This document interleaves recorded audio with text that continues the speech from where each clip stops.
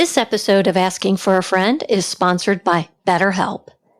Let's be honest, midlife is a season of transition, whether it's changes in your body, your relationships, your career, or just the weight of trying to hold it all together. Sometimes you need more than a good walk or event session with a friend.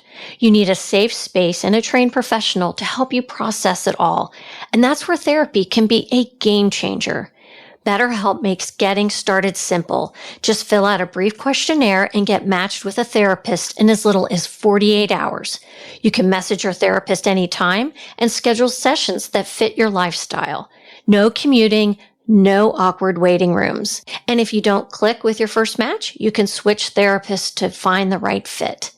With a 4.5-star rating on Trustpilot and thousands of positive reviews, BetterHelp is a convenient, trusted option for those ready to take a step toward better mental health.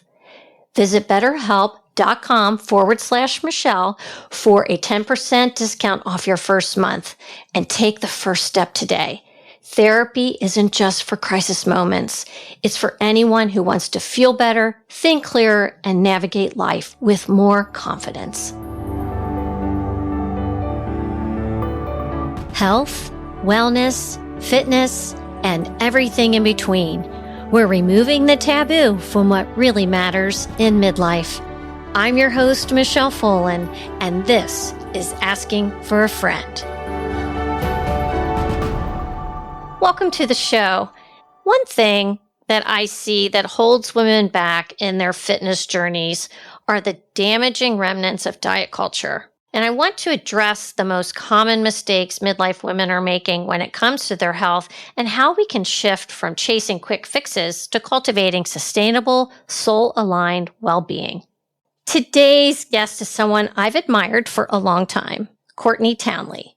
She's a health and self-leadership coach, the voice behind the Grace and Grit podcast, and a true powerhouse when it comes to helping women reclaim their vitality and rewrite the narrative of what it means to be healthy in this chapter of life. Courtney brings over 2 decades of experience in the wellness space, but what sets her apart is how she blends physical health with emotional resilience and mindset work. In this episode, we talk about her own career evolution, her health journey, and the bold mission she's on to help women rise in their second act, not shrink. Courtney Townley, welcome to Asking for a Friend. Michelle, I'm so happy to be here. Thanks for having me. Well, I want to start first with you kind of laying the groundwork of who you are, where you're from, all that good stuff. Okay, yeah. So I come from a small town. People will hear this and think, oh, that's, I know that place. That's not that small. I grew up in Jackson Hole, Wyoming. But the thing I want to preface is that it was Jackson Hole before it was Jackson Hole, right? Like it was really small town Wyoming. It wasn't the really ritzy, glorious, fancy place it is today. It's still glorious. But yeah, I grew up, my stepfather was a veterinarian. My mom was a nurse, and I wanted to do nothing with my time but dance. I literally came out of the womb dancing. That's all I had a heart for. And I took it really far. I went to college on a dance scholarship. I was in a dance company while I was in college. And the beautiful thing about that was, number one, I was doing what I loved, but I also got to be exposed. I was exposed to so much conditioning and what I mean, like physical conditioning, like right. How do we actually optimize the performance of the human body?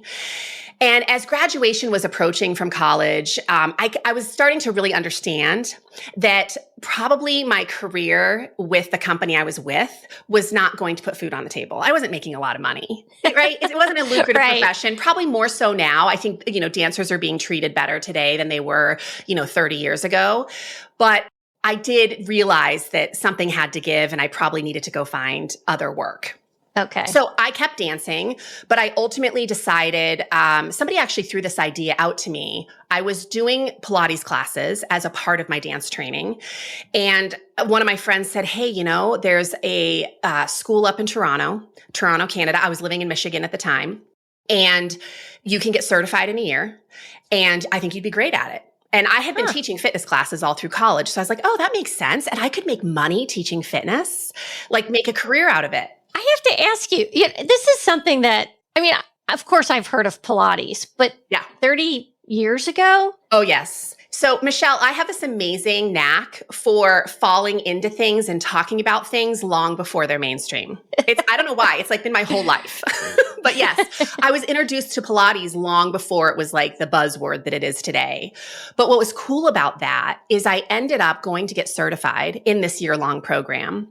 And I think it was like 4 months into my training, the owner of the company, which was Moira Stott. Stott is one of the biggest companies out there. She came up to me after class and she said, "Hey, Courtney, we want you to come work for us. Like, we'd love you to start certifying trainers for us." And I was like, "Hang on a second. I'm not even certified yet. Like, I have, 8 months left in my training." She said, "I understand that, but let's just like continue your training with the idea that you'll stay here in Canada and you will work for us at least for a few years after your program's done." So considering everything that went into that, I was going to have to get a work visa, all the things. They took care of all that for me. And the cool thing is they started sending me all over North America to certify trainers. And I had to go to all kinds of conferences where I got exposed to all these different methodologies and supplements and things that people were teaching to help optimize human performance. And I just lit up because I'm like, oh my gosh, Pilates is like a little pebble in an ocean, right? There's just so much. And so I ended up, the dollar at the time, the Canadian dollar was not such a strong thing. And I finally realized, I'm probably going to make a better living if I go back to the States. And anyway, in a roundabout way, I ended up deciding to finally go get some education around nutrition because I was realizing that so many of my students, they weren't really coming to learn Pilates. They were coming because they wanted to feel better. Yeah. Right? And I wasn't equipped with all the things they needed to be doing outside of the gym and the studio. Right. So I wanted to get more information. So I got my personal training, certificate. I started doing a lot more strength training with clients. I went through nutrition programs and started to realize that it was really a whole enchilada. Wellness was a whole enchilada. It was the sleep and it was the stress management and it was, the hydration and all the things. And that was well and good. And I then fell into this world of fat loss because fat loss is such a common topic among women. Like it's the thing that they seem to want to talk about the most. It was really lucrative. I made a great living. I helped a lot of people lose an awful lot of weight. And then I realized this is awesome until it's not. Like people will lose a lot of weight and then they're regaining it. What the heck? Right. So that kind of had I always say that my wellness journey has in the professional and personal sense has been like the proverbial onion. I just kept peeling back layers and I still am to this very day. But that was a layer for me of realizing, hang on a second. I know the mechanics. I can give people this understanding of nutrition and exercise to strip fat off the human body. But what am I missing here? Because people can't seem to maintain it as, an ongoing thing. And so that really got me curious about the psychology of wellness. And that opened up a whole can of worms because psychology is hugely connected to emotions and health just became this more and more expansive thing. So let me ask you a question. How old were you at this point? Because it sounds like you've been doing this for years, right? Yeah. So where were you in your age at this point? When I started moving into the mindset piece? Yeah. I would say it wasn't really until I was in my late 30s. So I'm almost 50. And it was probably when I was I'm guessing around 37, 38 years old, where I was really starting to get that. I had my son at 35. And I will tell you that was an eye-opening moment because I had a really traumatic birth. And motherhood slapped me upside the head. Like I did not waltz into motherhood. I face planted into motherhood. And all of my loved ones and my family and friends and my clients, they came to see me like literally right after giving birth. And all anybody wanted to talk about was how good my body looked. Like, oh my God, you lost your baby weight so fast. And in my head, I don't know if I can cuss on this show, but I was like, yeah, you can. What the fuck? Like, I am struggling on every level, mentally, emotionally, physically. And all you want to talk about is how I look. Like something is really messed up. And I had always been working with midlife women because midlife women had, they had a little bit more time and interest. They were struggling more physically than a lot of my younger counterparts. A lot of them had a little bit more income to invest in their wellness. So the midlife population was always my center. So working with that population and also having my own epiphany that, oh my God, we have this so wrong. This isn't about fixing our body. It's about fixing our lives. Yeah. Right. And so that was really the impetus that pushed me into getting more education and understanding around the mindset piece and our self-image and just approaching health so incredibly differently. And what I'm hearing you say is that this mindset shift is really about redefining what health is. Absolutely. For women in this stage of life. Absolutely. Right. It's one of the first questions I ask my clients. I say to them, what does health mean to you? And most women have never been asked that question, right? They think, and they'll say to me something like, well, it means weight loss, right? Or it means that I'm going to have better cardiovascular health. I'm like, okay, but let's go deeper. What is health really to you, right? And so I poke on that question a lot. And there's this whole philosophy of reclaiming our power in midlife. Yeah. Right. Do you find that that is really the baseline? Like we need to first reclaim our power in order for us to start to do the other healing and to get where we want to be? Yes. And I think both of those questions, what is health and understanding your power at midlife, they go hand in hand. And I'll say this. So to me, health at this stage of my career and my personal life is really that return to wholeness. It's reclaiming your whole self, not just your physiology, but who you want to be in the world day to day. And power is the thing that will make that possible. And power is an interesting word because a lot of women hear that word and they're like, because they think of like power over. They think of someone dominating. They think of, false power, manipulation, coercion, those kinds of things. True power at its core is your ability to influence your thoughts, your mind, your behavior in order to get to where you want to go. That's what power is. Power is also, I love this way of thinking about it. It's a vitality barometer. It's the impetus for life. Like how much life do you feel there is in your life right now? And if you don't feel like there's much, we need to have the power conversation. It's like a battery. I always think of the image of the battery on your phone, like dropping down into the red zone. We need to get it into the green zone and optimize that. Courtney, do you find that there are women that you work with, I'm saying this because I see this very often, is some of the first conversations I need to have is to almost give women permission that it's okay to prioritize yourself. It's okay to go on this health journey because they are so used to being so beholden to everyone else. They forgot about themselves. Absolutely. Absolutely. The attention has been so outward facing that it feels uncomfortable and even wrong. Like women feel guilty about it. To turn in. And it's so important. And the thing that I always stress, and I'm sure you do too, right, is that you think you're showing up in these spaces and places in a powerful way. But if you're neglecting yourself in the process of doing that, you're not showing up in the most powerful way. And so it really is not a should. Like it's because women use that language a lot, right? I should take better care of myself. No, you must take better care of yourself. And it's not a have to, it's an absolute get to, because it's so much more than a bikini body, bikini ready body, or, whatever the image is that we have of health. It really is infusing your being with your most full expression. That's what health allows you to do. It allows you to be most fully expressed in the world. And your expression is never going to exist again. It's here. It's a one-time deal. And if you do not use it in this lifetime, it'll never exist again. Like, what a bummer to not optimize that.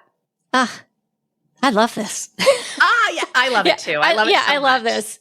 Courtney, we're going to take a quick break and we come back. I want to talk about diet culture. Hey, friend, may I ask you something?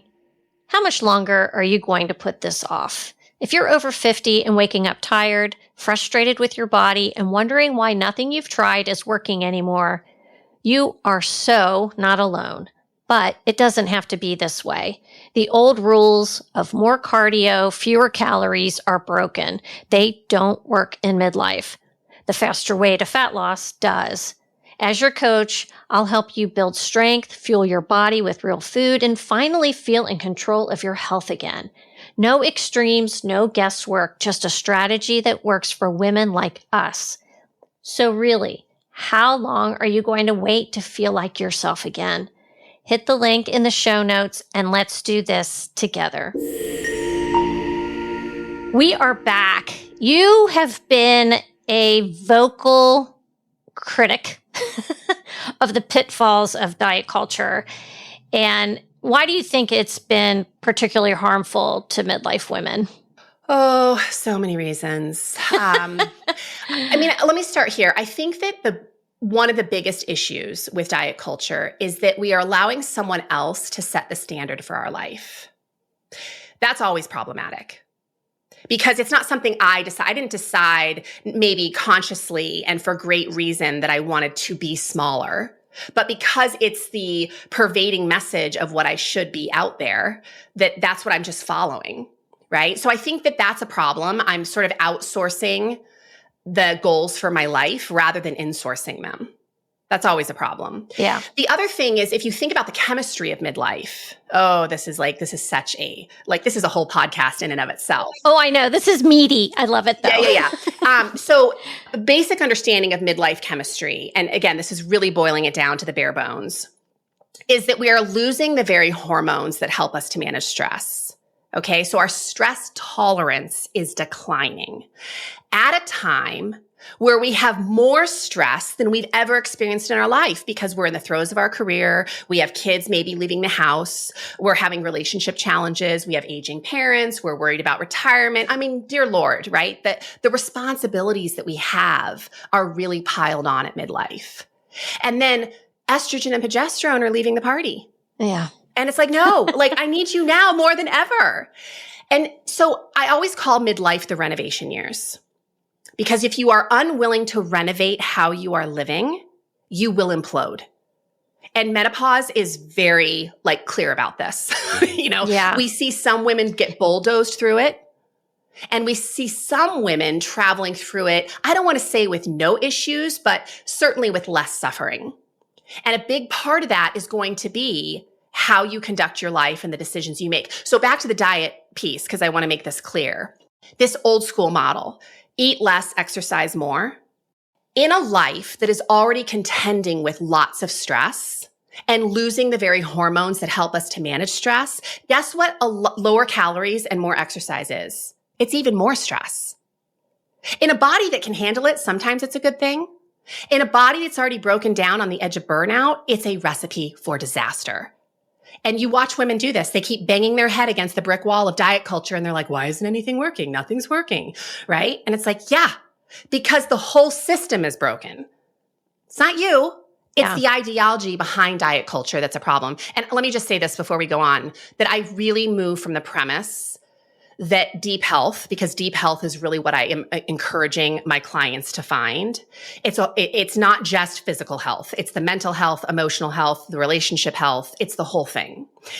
And in order to pursue that, we really have to get radically honest with ourselves about our total stress load and the strategies that we are using to manage that stress load. Because I think a lot of women aren't being realistic with themselves on those two fronts, and they're getting themselves into deeper trouble.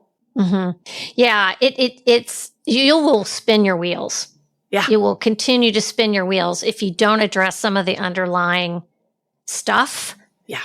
First, right? Yeah. And I've watched some influencers out there, and they talk about things like HRT as being, the panacea.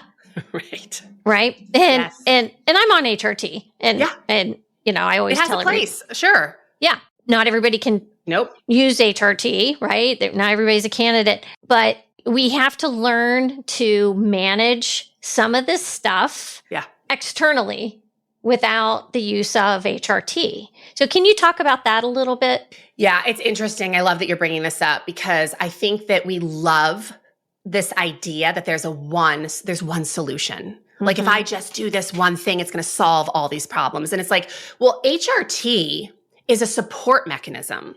It is not the mechanism. The mechanism for deep health is actually taking ownership of your choices and making sure that you're making more decisions that nourish you than deplete you. And if you're not doing that foundational work, HRT is going to have a very difficult time helping to do its job, right? It's helping to bolster you. Not to say it might not help you slightly, but it's not the only thing that is going to help you in midlife. And like you said, a lot of women aren't candidates. Mm-hmm. So while not everyone is a candidate for HRT, everyone is a candidate for taking ownership of their life and ownership of what's working and what isn't. And nobody gets to escape that level of work without severe consequences. Like HRT can't save you from not doing that work. Right. You all are getting some tough love today. So I just want you. I know. And I say it, I really do want to express because I do tend to be so passionate about it. It's all coming from a place of love. I just wish women could all see that there's so much BS that we're being sold. And I don't want to say, I mean, we are partly to blame because we buy in. Mm-hmm. And I get why we buy in. We buy in because we're so desperate to feel better that we'll almost try anything to feel better. But anything that's telling you that it's a one thing, like you just need this one thing, that's a red flag to me, right? And anyone who is selling you something that doesn't actually include you learning how to lead your own life in a more power-filled way is also probably selling you snake oil. Because here's the thing, we can work with helpers of the world. We can work with therapists and doctors and trainers and nutritionists and all the amazing people, but we're not going to be with those people the rest of our life. So I always say to my clients, at some point, you have to stop being the follower and become the leader. We have to be leading ourselves outside of those relationships to figure out like what works for us and how can I sustain this in the long term? Because this person's not always going to be walking next to me. Right. You do talk about self-leadership a lot. A lot. That's kind of that's your thing. So how do you think that approach differs from some traditional health coaching methods? Well, I think so many health coaching methods are follow my wisdom, right? Follow these steps, follow this meal plan, follow this supplement protocol. It's follow, right? And pay me for my wisdom. I always tell my clients, look, I will be your coach only until you are ready to take the ball and run with it on your own, right? But my whole goal is to get fired. Like, that sounds terrible, but I want a client to be in a space and place where they feel so confident with how they're showing up in their own life that they can say to me, hey, Courtney, I think we're done here. Like, that gives me goosebumps. Yeah. Yeah. And so that's where self-leadership comes in. No one is going to make that decision unless they feel that they have not the meal plans and the exercise programs. That's not what self-leadership is. Self-leadership is things like self-compassion, self-trust, self-discipline, self-inquiry. Those are the skills that really help us to rise anytime in our life, especially in the second half of our life. You know, I had some clients ask me the other day on a group call, they said, when did you finally feel like you were successful in your health journey? Yeah. And I said, oh, I'm not. That's the thing. I continue to work on this every single day because this is not my end. There's no end game here. I'm not looking to look good in a dress for a wedding in June. I am looking at 75, 85, hopefully 95.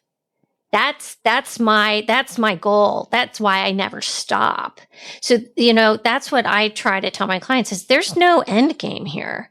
There's not a number on the scale that is going to tell you whether you're successful or not.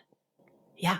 It's that health is more of a direction you will travel in as long as there's breath in your lungs versus a destination. And man, have we been sold that it's a destination, right? That it's just this Always. place we arrive at and forevermore we just are there. And it's like, yeah, that's not true. And the work is always changing because your life is always changing. Self-care doesn't always look the same. What kept me healthy in my 30s is radically different than what's keeping me healthy approaching 50. And if I don't honor that truth and I get really rigid about what self-care is supposed to look like, it's supposed to look the same throughout my entire life, that becomes a cage. That becomes a huge problem. And I have seen so many women self-combust because of that thinking, that they're supposed to be taking care of themselves in the same way that they did in their 20s. Well, let's be honest, none of us were taking care of ourselves in our 20s. No, Even if you were no. doing extreme exercise or whatever you thought was working for you, we weren't taking care of ourselves. But if you continue to chase that past version, you will not only rob yourself of your health at this age, but you also rob yourself of the possibility for what you could be stepping into. So health it's multidimensional and it's dynamic. And if we do not honor those two truths, we only focus on the physical and we have rigid protocols that we're always following, it's never going to create a state of deep health. No way. Yeah. And I'll share this with you too. I was a dancer, for crying out loud. Like, talk about body image issues, right? Like, I always never really liked my body. I was very muscular, which meant I didn't get a lot of roles that I thought I should have, or that I thought I was just as good as the other girls to get. I had a lot of power. There were a lot of benefits from that muscle, but I fought my muscle my whole life. And at my leanest weight, and I worked really hard to get there, honestly, I was probably like 14%, 12% body fat. I was very low. Oh, Lord. And this is embarrassing to say, but it's probably why a lot of clients hired me early in my career. They hired me because of how I looked. Yeah. I was the unhealthiest I'd probably ever been, right? And now here I am, right? I definitely, have higher body fat. I don't even know what my body fat is currently. I'm about to get it retested. But I know I'm heavier, but I'm also healthier than I've ever been. And it's that expansion, right? I've expanded my worth, like my sense of worth in myself. I've expanded my self-leadership skills. I've expanded my abilities to manage stress rather than hyper-focusing on always shrinking, which is what I was doing for the first half of my life. It was all an exercise in shrinking, getting smaller. And I don't look at it that way anymore. And man, do I feel so much better. Yeah. Cause you're managing everything from the inside out. And Right. it just, yeah. You talk a lot about stress, and I'm really curious, like, what your own stress management strategies are, and what do you recommend for clients? Yeah. Well, let me start by saying this, because this is probably one of my most passionate topics, just the stress management conversation, because that's what health is. It's all about stress management. And we have to approach it from two fronts. In order to find that state of deep health, we have to remove unnecessary stressors from our life. So think for a minute what unnecessary stressors might be for you. Is it negative self-narrative? Is it eating foods that stress your body out? Is it going to bed so it's so late that you're only getting like 4 hours of sleep? Like, those are unnecessary stressors. They don't need to be happening. And they are costing you a lot.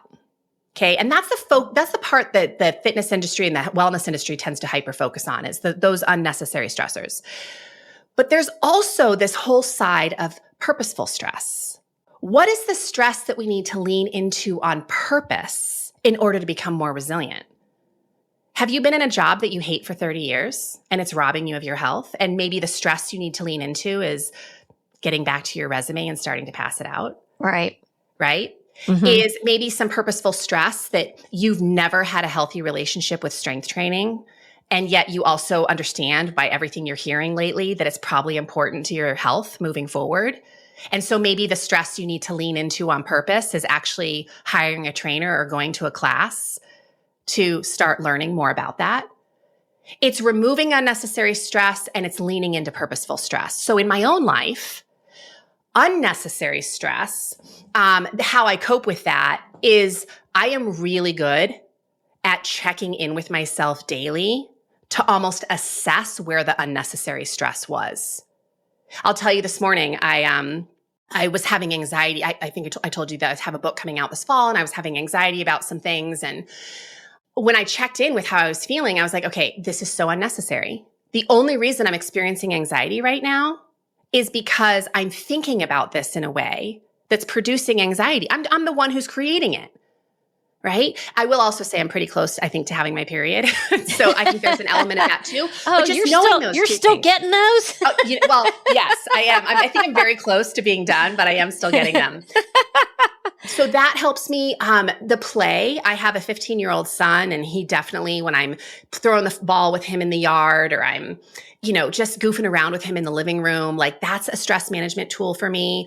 I still dance. So I go to dance classes because that's nutrition for me. Good for you. Yeah. So those are my forms of helping me, like certainly not exclusively, but those are a few of them. But then the purposeful stress I need to lean into, I would much rather hide from. I would much rather not do these things. But I also know that when I don't do these things, I don't feel good. I have what I always call integrity pain. Integrity pain is really that internal friction that we get when we're not showing up in the way that we want to, right? And I'll use the book as an example. I wanted to write a book, and I had 10,000 reasons why I shouldn't, right? I didn't know anything about book writing. Somebody could write a book better than me. Just go on and on. Oh, yeah. But when I really got honest with myself, it's something I wanted to do. So that's purposeful stress. And now that I'm nearly at the end of it, it's like, oh man, I can look back and I'm so proud of myself. I don't care. I don't even care what happens with the book. Of course I care. But even if the book isn't a raging success, I'm so proud of myself for doing it. And the skills I had to learn and what I had to practice to get there, like nothing can replace that. It will serve me the rest of my life, whether the book, again, is successful or not. And that's what I love about doing this podcast is because I get to speak to women like you who are writing books, at 50 or starting new businesses or, just stepping out and really doing some cool stuff for others. Yeah. But you know what? I love that. And I say this all the time. Don't hate me. It's never too late. Never. It's never too late to step into that discomfort. No one said it has to be easy, right? It's going to be a little uncomfortable to try new things, but do it. Michelle, it's a scientific fact that it's never too late, because when we look at our cells' ability to regenerate, that happens as long as we're alive, right? So what are we inputting to those cells? And if we change the inputs, our cells behave differently. And if you look at neuroplasticity, right? We know that neuroplasticity happens as long as we have a brain in our skull. So if you want to learn new skills, if you want to learn and lean into new things, you have the capacity to do it, but it takes practice and it takes self-coaching. It takes talking to yourself in a way that actually inspires you to move into the work rather than hide from the work. We're so good at hiding from the work. That's self-leadership. That's self-leadership. Yeah. Let's talk about, I want to talk about Grace and Grit. So sure. Courtney has a very successful podcast, but I have to say, okay, it's called Grace and Grit. She's an OG, ladies. She came out with this podcast 10 years ago. I'm at 3 years this week. Yeah. And congratulations. That's no small feat. Thank you. But I'm just cracking up. I was like, 10 years? You've been doing this 10 years? 10 years. Yeah. What made you start a podcast? I think it was really understanding there was a need to educate my clients, my audience, my consumer. And writing was something that I always enjoyed doing, but I tended to take a really long time to do it. I would, because I'd go back and rehash and putting out blog posts. It just wasn't working for me. And I'm a lifelong teacher. I've been teaching since I was 18 years old. And so a few friends said to me, hey, Courtney, have you ever thought of starting a podcast? Because podcasting was just kind of coming on the scene as a more popular thing. And I didn't know anything about it. Nothing. It's kind of like the woman who knows nothing about strength training or nothing about nutrition. But I was interested enough in it that I just took the next step. And the next step was I called someone who did have a podcast. And she put me in touch with an audio engineer and other people who could kind of help me get my first episode launched. And then, of course, it just snowballed into its own thing. And what I love about it is it's such a great example of how change happens. Here we are 10 years later and, 400 episodes deep. And if I knew what it took to get here, I never would have started. So I think there's a genius to nature that prevents us from knowing what it's really going to take to lose 100 pounds or to start your own business or to start a podcast or whatever it is that you want to do. So often I hear women say, but I don't know how to do it. You don't need to know. You need to know the next step and that's it. And it's like breadcrumbs, right? You take the next step and then the next one gets revealed and the next one gets revealed. And years down the line, you look back and you're like, I see how I did that. Now I see it. Mm-hmm. And had I known, I would have run for the high hills. Well, speaking about running for the high hills, then you wrote a book. And then I wrote a book because that's what leaning into purposeful stress does. It builds confidence. I never would have written a book had I not done this podcast because the podcast showed me, number one, it helped me to really consider my own ideology around health. And I've had hundreds of conversations and it took 10 years for me to get to this place where I just feel so strongly that the message needs to be out there in a bigger way. And because I showed myself that I could start a podcast, why couldn't I write a book? Right. I'm excited for you. Thank you. Yeah, I'm excited too. I'm excited and terrified. I know, but you've done the really hard work of just getting pen to paper, right? Yeah. And now then it becomes the book promotion and all that stuff. But so you said November is your launch date? It'll be out in November. Okay. Yes. Out in November. It's called The Consistency Code, a midlife woman's guide to deep health and happiness. I love it. Yeah. Yeah. So that's wonderful. I'm pretty excited about it. That's great. So what future aspirations do you have in terms of anything else? Any other projects on your plate? It's so funny. A lot of people probably would not assume this about me, but I'm not really that person who has like a 5-year plan or a 10-year plan. Or my life has unfolded so beautifully because I have followed my impulses, because I have trusted my own heart. And it didn't always make sense. In fact, I would say largely it didn't make sense to the people around me, right? My parents were like, what? You're going to go, you're going to go to college to dance, and then you're going to go to Toronto to do this thing we've never heard of. Like, it made no sense to them. But I trusted myself enough to just have my own back. And you know what? If it doesn't work, I'll figure it out. And that trust has led me to the next decision and the next decision. And where that's going to go, I have no idea, but I know it's someplace good because it's never failed me. Yeah. It's never failed me. Yeah. Yeah. It's like, I think that faith that you have in yourself then bleeds out to those around you. And they're like, oh, well, it looks like she's got this. We're just let her run with it. She's, I think, I think we do that. And I truly feel that if it all imploded tomorrow, like if for whatever reason, like the internet just went amiss, it was no longer in existence and my business completely imploded, I know I would be okay. Because I have a heart for life. It's not just yes, wellness has been a conversation. Like, it's the only career I've ever known. I've been in it now almost 30 years. And I love it. And I also know I would be okay contributing in a lot of other ways. And so I think just that, I'm not clinging so tightly that I'm hurting myself. Sometimes we do that. We do that in relationships. We do it to just a lot of things in our life that we cling to it so tightly that it's almost damaging.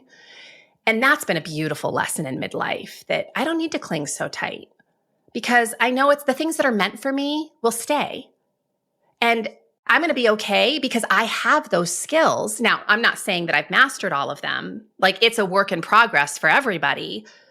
But I do trust that at least I have these tools in my tool bag that when things come that are hard or unexpected, I can pull out those tools. Now, using them is the key, right? I can have the tools and never use them, and that's not going to help me at all. Correct. But that is that level of self-trust that I wish I could just give every woman on the planet. And you do, because you do coaching, which I think is wonderful. And could you talk a little bit more about your Rumble and Rise membership and actually how you work with clients? Yeah. So Rumble and Rise, I always laugh when I talk about this because I did one-to-one coaching for literally like almost 2 decades. Like that's how I worked with people. It was either one-on-one in a studio, it was one-on-one on a call, it was one-on-one on Zoom. And I was so attached to this belief that even though I was maxed out, I couldn't take any more clients. There was no way that the work that I did one-to-one would ever translate into a group, into like a community, right? I was so fiercely attached to that. And I finally got to a point, I'd been working with a business coach for a long time, and she was like, Courtney, I'm not going to change my tune. Like, we've been talking about this for years. Why don't you just run an experiment, right? And teach a group class. So I did. I ran this group program, which is now my book, The Consistency Code. It was the first group program I taught, which has now become the basis of my book. And I taught it. And what I saw right away was, I had no idea how normalizing these topics in community with other women would impact them. Because they were not just hearing their own stories, they were hearing other women's stories. And it helped them to feel like, oh my gosh, I'm not the only one. Mm-hmm. And they could talk and they could share and we could normalize and we could heal together as a group. And then eventually that got to a point where people would go through this 4-week course and then what? Like I just set them out, and there was no additional help. So I started this community called Rumble and Rise, which is really just skill sets of self-leadership that we practice every month. And we do it in a lot of different ways. I teach a masterclass at the start of every month, and then we have group coaching calls on these topics. This month is all about emotional wellness. Last month was all about boundary setting. So it changes constantly what we're talking about.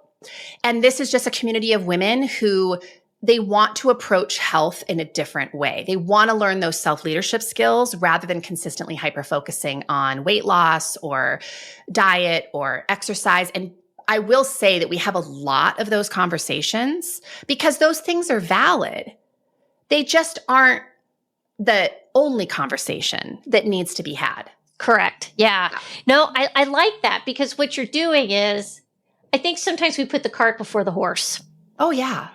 And if we can work on some of that foundation, that the mental piece of this whole thing and that wellness piece, that internal wellness, then the other stuff gets a little easier. It all starts to, yeah, it does. It's so true. Yeah, I love that. I'll share the story with you of a client of mine that, and I have her full permission because this is I put this in the book. But she came to me because she was trying to fix her body. And how often is that the case? We're trying to fix our body, again, like I said earlier, rather than fixing our lives. And it was very clear that, her marriage was not in a good place and she was rumbling in a lot of ways and her husband was really disrespecting her in so many ways. And long story short, we worked together for a long time. She also was working with a therapist at the time. I want to make that clear. And ultimately did decide that respecting herself ultimately meant leaving her marriage because it was not healthy for her to be there. And what's so interesting about it is when she made that decision, which was really kind of the root problem to begin with, even though she didn't see it for what it was at the beginning, when she ultimately made that decision, her self-care got so much easier because it was really, it became about self-respect. It wasn't about fixing her body anymore. It was about, what do I need? What do I really need to be happy and healthy? And as she started throwing those nutrients in, which it was way more than diet and exercise, everything started to get better. And she started to get so much healthier. And she was like, I cannot believe how differently I approach my self-care now because my whole approach, my whole belief system around it changed. Yeah. I wasn't fixing my body to prove something to someone. I was now taking care of myself because I respect myself enough. It was almost in devotion to my self-worth rather than to prove my self-worth. There's a big difference. Proving your worth, we do this a lot as women. We try to prove our worth to the outside world. We overwork, we overdeliver, we overhelp. We're just to the point of burnout, to the point of self-destruction. And self-care is really about devotion to self-worth. I am worthy no matter what size, no matter what I do for a living. I am worthy. and I am worthy of respect and my own attention and time.